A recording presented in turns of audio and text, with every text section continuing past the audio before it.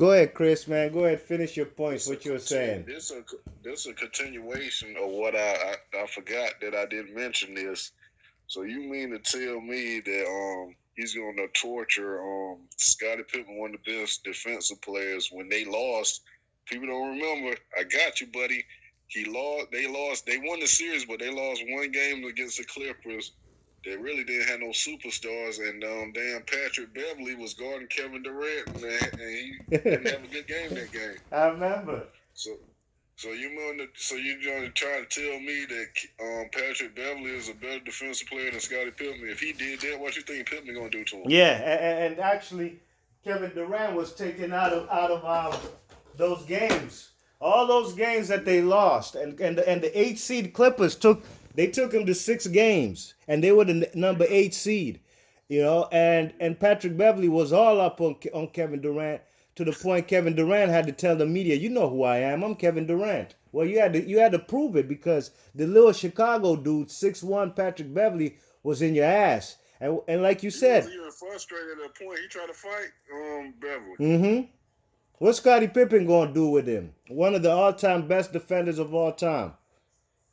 A guy who has a long reach. His wingspan is like 7'4". Scottie Pippen's is a 7'4". His wingspan.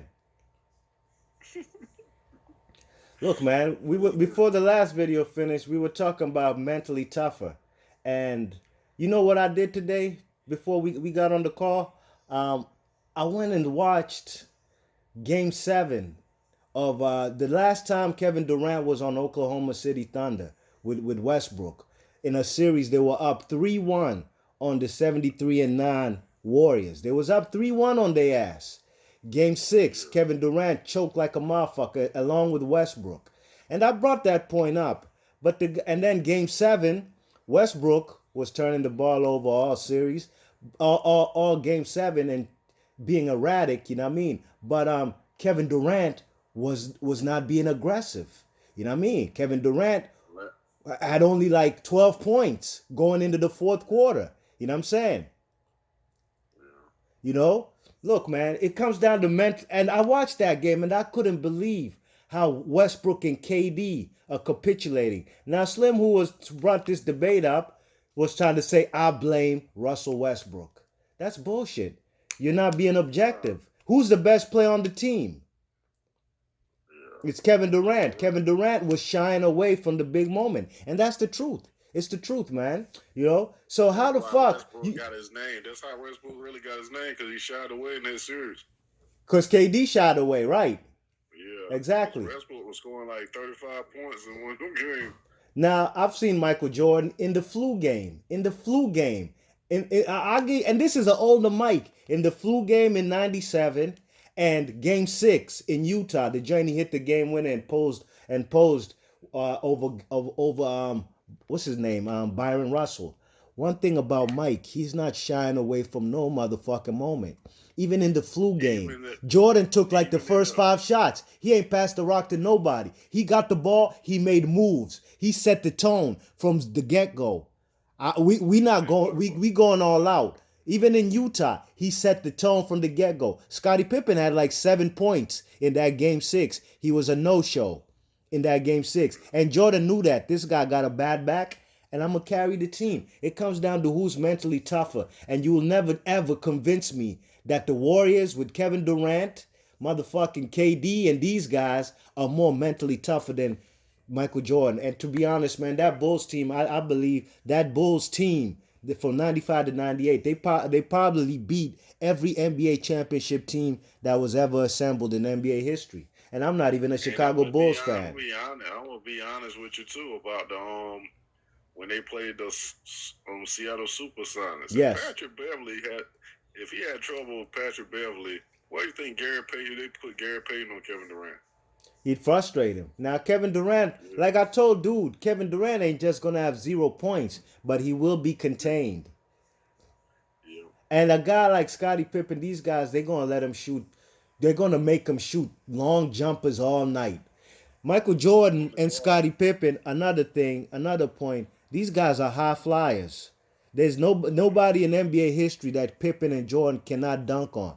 Jordan and them, they play above the rim. Huh? Ron Harper would dunk on you too. Yes. But the fact is, Jordan controls the ground game with the mid range. He's the best mid range post scorer of all time as far as controlling the pace and the strength he has in the post with the fadeaway, where he gets his 2 point buckets, and then he flies. He plays above the rim. You've seen Scottie Pippen. Scottie Pippen has numerous facials in NBA history, some of the best. And I told my dude, Scottie Pippen is gonna catch a facial on Kevin Durant. No way around that. Who's the yeah, Rozier don't on him a couple of days ago. Rozier destroyed him, man. Hey, who's the sixth man from the Golden State Warriors? Iguodala. A poor man, Scottie Pippen. What is Iguodala gonna do against a fucking 6'10" Tony Kukoc? They could put the ball on the floor and blow by you like a guard. Now, I do believe Iguodala can give Kukoc a hard time because he's a good defender. He's a poor man Scottie Pippen. If Scottie Pippen's an A+, Iguodala, if you're comparing him, I'll give him a C+, because Iguodala just doesn't have that scoring knack. And Iguodala is very suspect at free throws. That's a fact. He got good defense. But, when your role is just to come off the bench as the sixth man, hit open threes and just strap the fuck up, it's a different role from Scottie Pippen. Let's be honest, though. What if with Tony Kukoc and say they sit Scottie Pippen on, if Tony Kukoc and Jordan in the game at the same time, he's not going to be guarding Tony Kukoc. They're going to try to put him on Jordan. Yeah, that's true. Yeah, Absolutely. Tony Kukoc's going to get his because they're going to have to double team Jordan. And Tony Kukoc's going to go here. All those guys you mentioned, from Longley, Wennington, Steve Kerr, Judd Bushler, they will get wide open shots. Yeah. They'll get wide open shots. I got a game on VCR tape where Bill Wennington had 24 points just on open jump shots. Mm-hmm. And people think Luke Longley's sweet. Luke Longley ain't sweet. He's 7'2". Never forget. A big ass man. Big man from Australia. He's heavy in his body. Ain't nobody just gonna be driving in and just scoring all kind of points in the post. I've seen Luke Longley give the New York Knicks, Patrick Ewing, a lot of problems. Out to the point I'm sitting there like, what the fuck, Ewing? Come on, man. But Longley he can play. Yeah, he can play a little bit. Longley used to get 13 points per game in them seasons with the Bulls the last 3 years. Today, if a center gets 13 points per game and 10 rebounds today, he goes to the All-Star game like Bam Adebayo. You know what I mean?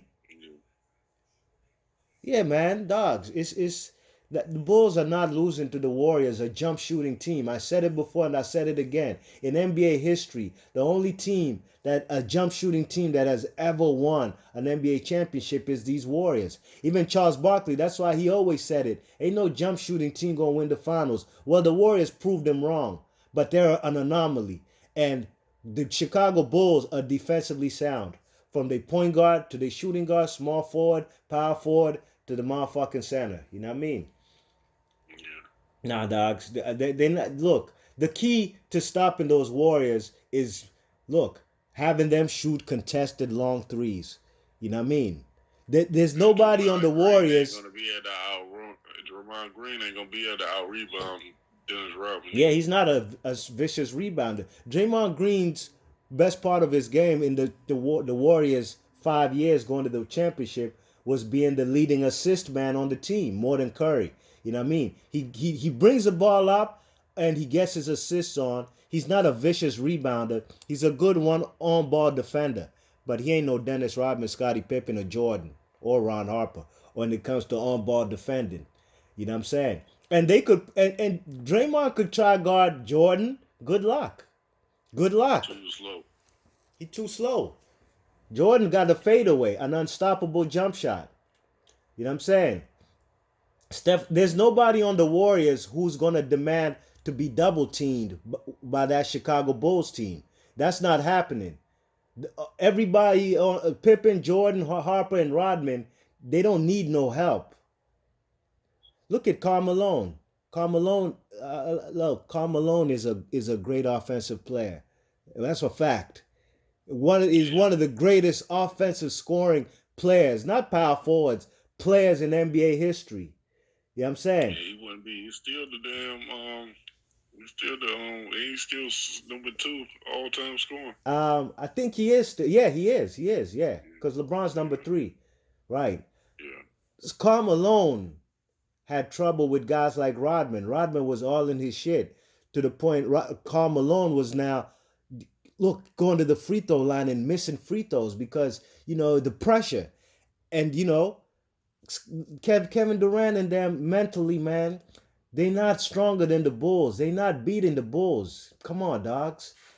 The man trying to tell me like Kevin Durant is unstoppable.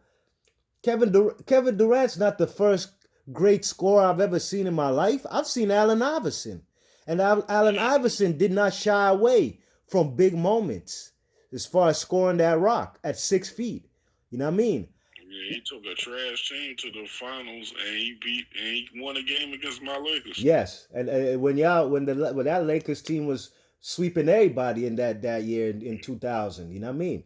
2001, you know, Scotty Kevin Durant's a great scorer, he is, but a great scorer can be neutralized by great defenders, and the Bulls will also be a team helping by contribution. You know what I'm saying? It ain't just gonna be Kevin Durant just lighting them up. I don't see that happening, dogs. I don't. I don't. Yeah, me neither. And I see Scottie Pippen and Jordan putting a facial on Kevin Durant or Draymond. Whoever thinks they bad enough to try and protect the rim against Jordan.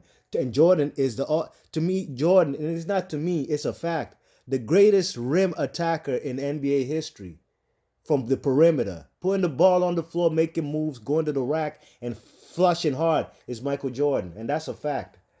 Dennis Rodman would get Kevin Durant in technical foul trouble too. Yeah. Yep. He definitely would frustrate him. You know what I'm saying? So, you know, look, man, I ain't taking nothing away from the Warriors, but Kevin Durant also had it easy when he came to an already made team that was had a championship already, had won 73 games already, and Steph Curry was a 2-time MVP. A lot of attention's on Steph Curry, which will also leave Kevin Durant with a lot of easier shots than he would get if he didn't play with Steph Curry, and that's a fact. You know what I mean? I ain't got nothing against Kevin Durant, but till this day, we still don't know how good he is. He passes the eye test, you know what I'm saying? But how great are you? You ain't never led no team to win a championship by you, like you and another player. You ain't never do that. You came there with Yeah, Steph because you had Curry. Harden and Westbrook. You had Harden, Yeah, Westbrook, Kendrick Perkins. You had a nice ass team. Ibaka. And y'all got beat by the man. Yeah, y'all got beat by the Heat. Yeah, man. So they could miss me with that bullshit, man. I'm not a guy who lives in the moment. You know what I'm saying? And I'm not here just praising old school, but the Chicago Bulls team is an all-time great team, arguably the greatest team in NBA history. How the fuck the Warriors gonna beat that team? How you gonna beat Jordan in the finals? That man ain't never lost. I'm not even a Bulls fan. I'm a Celtics fan. But I watched them games, and I never seen Jordan face no adversity. 6 games the most he ever went in an NBA Finals. You know what I mean?